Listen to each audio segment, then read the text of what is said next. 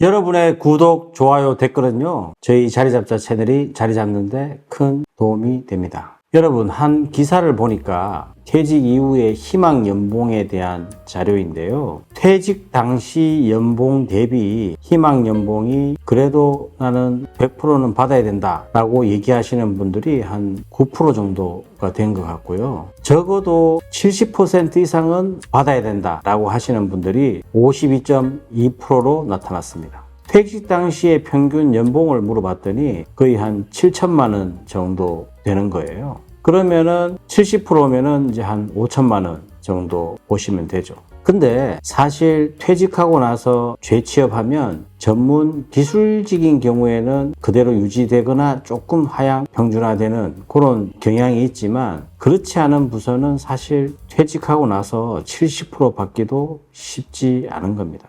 그러니까 물론 대기업에서 1억 이상 받으셨던 분들은 그 낙폭이 워낙 크니까 사실 심리적인 상실감이 굉장히 크죠. 근데 그거를 적응하기까지는 굉장히 시간이 걸리는 거예요. 하지만 현실은 더 참담하고 냉혹합니다. 실제로 중소기업에서 퇴직하고 난 중장년층에게 지불하고자 하는 급여 수준은요, 놀라지 마세요. 3천만 원에서 4천만 원이 거의 50% 가까이 됩니다.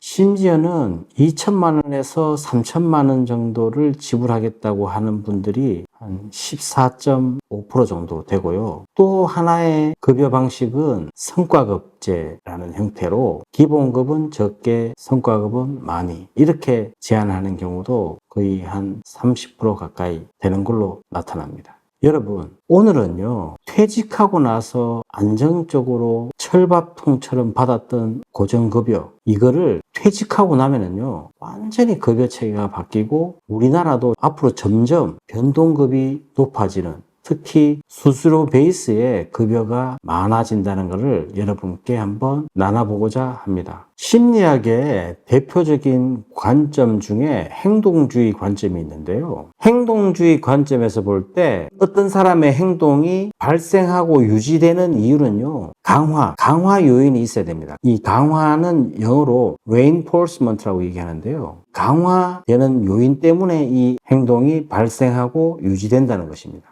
이때 이 강화라는 것은 행동의 결과에 따라 제공되는 보상을 이야기하는데, 쉽게 말씀드리면 월급, 이런 급여나 보너스 같은 거, 성과급 같은 거, 이런 것들을 이야기하는 거죠. 이거를 줄 때 훨씬 더 행동이 더 강화된다라는 것이죠. 문제는 이 한국 사회, 특히 이 퇴직하고 난 퇴직자들에게는 고정급을 주려고 하지 않습니다. 능력이 있어요? 능력이 있으면 능력대로 가져가세요. 물론 세상 전체가 그렇게 변동급, 성과급제로 바뀌겠죠. 그러니까 예전에 내가 들어가서 호봉이 쌓이면 받는 그런 월급, 이런 급여 시스템은 없다는 거예요. 그 퇴직하고 나서 그게 제일 많이 힘들어하는 부분이거든요. 그러니까 내가 7천에서 8천에서 9천에서 1억 이상 그런 급여를 받다가 뭐 주고자 하는 사람은 3천만 원의 성과급, 2천만 원의 성과급, 이거 처음에는 이런 제안을 받잖아요. 절대 안 해요. 할 수가 없어요. 그거를 내가 이제 긍정적으로 검토해 보겠다 하는데 시간이 한 2, 3년 걸려요.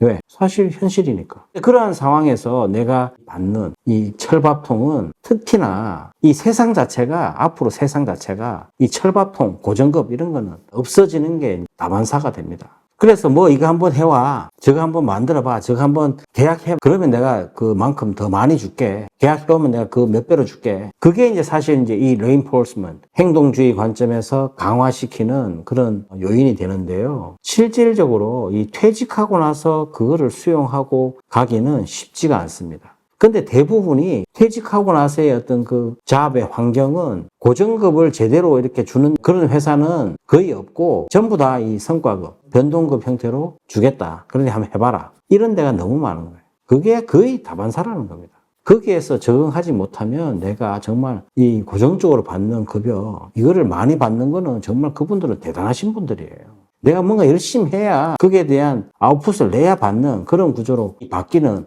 이런 현실을 받아들이기가 쉽지가 않는다는 거죠. 그래서 이런 강화를 제공하는 방식이 크게 고정과 이 변동, 이걸로 나누어서 설명할 수 있는데 총 4가지가 있거든요. 그 첫째는 고정 간격 강화 조건입니다. 그 간격이 고정적으로 딱딱 돼 있는 거예요. 내가 한 달 지나면 월급 받고 2달 지나면 뭐 보너스 받고 이런 고정 간격대로 주는 그런 방식. 이 대부분 지금 우리 세대가 다 경험한 거죠. 고정 간격으로 이렇게 시간 지나면 월급 받는 그런 생활을 20년 이상 해보신 분들이 거의 대부분일 거예요. 둘째는 이제 변동 간격 강화 조건이에요. 고정적으로는 주지는 않아요. 고정적으로는 주지는 않는데 시기마다 약간 이제 변동을 주면서 받지만 그 평균은 보장이 되는 그런 경우가 변동 간격 강화 조건.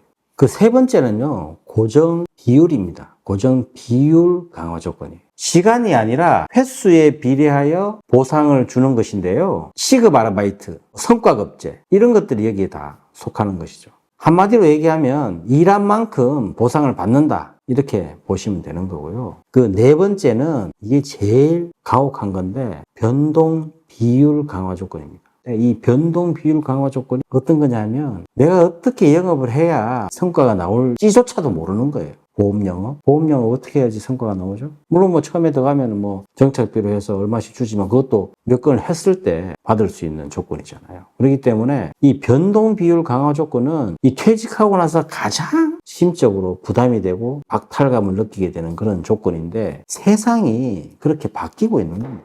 회사에 있을 때는 거기는 내가 이러고 저러고 불만이 많아. 거기는 정말 천국이고 나오면은요 어떻게 네 능력을 발휘해봐. 그러면 내가 많이 줄게. 그런데다가 내가 계약을 언제 하고 언제 어떻게 해야 될지 모르는 그런 상태에서 내 스스로 머리를 막 하고 또 영업을 열심히 해도 뭐 아웃풋이 나온다는 보장도 없고요. 그게 변동 비율 강화 조건인데 대한민국도 그런 시스템으로 가고 있는 거예요, 지금. 우리가 입사할 때만 해도, 그죠? 정규직이네 해서 뭐 평생 고용하고, 뭐 퇴직이 있고 이랬잖아요. 지금 정규직이 어디 있습니까? 말이 정규직이지. 그렇잖아요. 점점 고정 간격에서 변동 비율로 이렇게 바뀐다는 거예요. 이 사실 퇴직하고 나면은 45%가 기업체에서 3천만 원 주겠다 했는데 3천만 원 얘기 듣는 순간 어떤 느낌 들어요? 퇴직자들 멘붕 온다니까요. 멘붕. 거의 뭐 8천, 9천, 1억 이케사타가 고정급 3천에요. 나머지 성과급으로 가시죠. 이래 보세요. 네, 알겠습니다. 이럴 사람이 몇 명 있는가?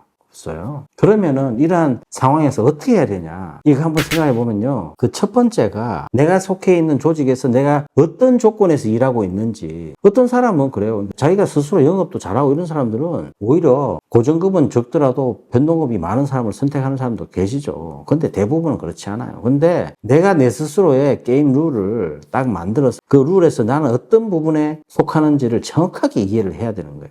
나는 영업이 약한데 그럼 영업이 약한데 영업하러 가면 돼요 안 돼요? 안 되잖아요. 그러니까 여기에서 스스로의 자기 객관화가 굉장히 중요한데 이 사실 변동 비율 강화 조건이 팽배한 이 퇴직 후 시장에서는 내가 스스로가 내 자기 객관화가 굉장히 중요한 거예요. 나는 영업이 안 돼. 난 누군가 말하는 게 안 돼. 그러면은 기술 자격증 따가지고 그냥 묵묵하게 일하는 거. 그러면 때 되면 월급 주는 거 있잖아요. 그게 급여가 낮더라도 제일 좋다 이 말입니다. 두 번째는 이 변동 비율 강화 조건이 대세다. 퇴직 후는 이게 대세다라는 걸 내가 스스로 받아들여야 돼요. 받아들이고 그거에 대해서 내가 충분히 그 자체에서 내가 조직을 떠나서 홀로 서기 할 수 있도록 뭔가 여기에서 내가 그래도 비록 변동 비율 강화 조건이라도 내가 열심히 하면 뭔가 아웃풋이 나오겠다. 그러면 한번 해봐야 되는 거죠. 아웃풋이 나올 때까지. 거기에서 내가 살아남으면 거기서 서바이벌 되고 거기가 내가 자리 잡힌단 말입니다. 그 세 번째는 이 변동 비율 강화 조건이 팽배한 이 퇴직 후 시장에서 내가 살아남으려면 늘 준비를 해야 되는 겁니다. 사실 준비하고 대비하라는 말 직접적으로 듣잖아요. 퇴직 관련된 얘기 전부 그 얘기밖에 없으니까. 근데 한번 생각해 보세요. 내가 이 퇴직하고 나서의 내 스스로의 어떤 그 모습을 자기객관화를 잘 하시는 분들은 금방 내가 잘할 수 있는 일을 한번 찾아가 보는. 거기에서 이제 돈도 많이 벌고 내가 하고 싶은 일 하고 이런 건 없어요. 세상 전체. 그러니까 내가 뭔가 한 가지는 포기하더라도 장기적으로 쭉 오래 갈 수 있는 거. 그걸 이제 준비를 통해서 하다 보면 뭔가 이렇게 작은 성공이라도 이루어낼 수 있다 이 말입니다. 그러니까 거기에서 또 하나씩 이렇게 스텝 바이 스텝으로 가다 보면 그게 뭐 시간이 이렇게 소득도 생기면서 갈 수 있는 길이 생기는 거죠. 늘 준비. 그때도 이제 호응을 많이 보내주신 다양한 자격증들이 있지만 그 자격증 하나 땄어요. 땄는데 2급보다는 1급이 낫겠다. 그럼 2급 좀 따고 실무 경력을 쌓고 또 1급도 따고 이러한 과정들 속에서 내가 이렇게 성장해. 변동 비율 강화 조건의 이 팽배한 이 퇴직 후 시장에서 살아남는 방법이거든요. 마지막으로 결국은 이 퇴직 후의 시장은 퇴직자들이 가면 편안하게 받아줄 수 있는 곳은 없구나. 이거의 현실인식을 하신 다음에는 내가 잘하는 분야 있죠. 반드시 있거든요, 그게. 모든 사람이 다 있어요. 각자가 다 갖고 있는 장점들. 그 장점을 정말 집중적으로 살려서 거기에서부터 조금씩 키워나가는 이 변동 비율 강화 조건의 이 세상에서 내가 헤쳐나가는 길을 만들어내는 거. 이게 정말 중요하다. 이렇게 말씀드리는 거고, 결국은 이 퇴직 후 시장, 변동 비율이 팽배한 이 시장에서 나는 과연 어떤 준비를 하고 어떻게 대비를 하고 계신지 한번 생각해 보는 시간이면 좋겠습니다.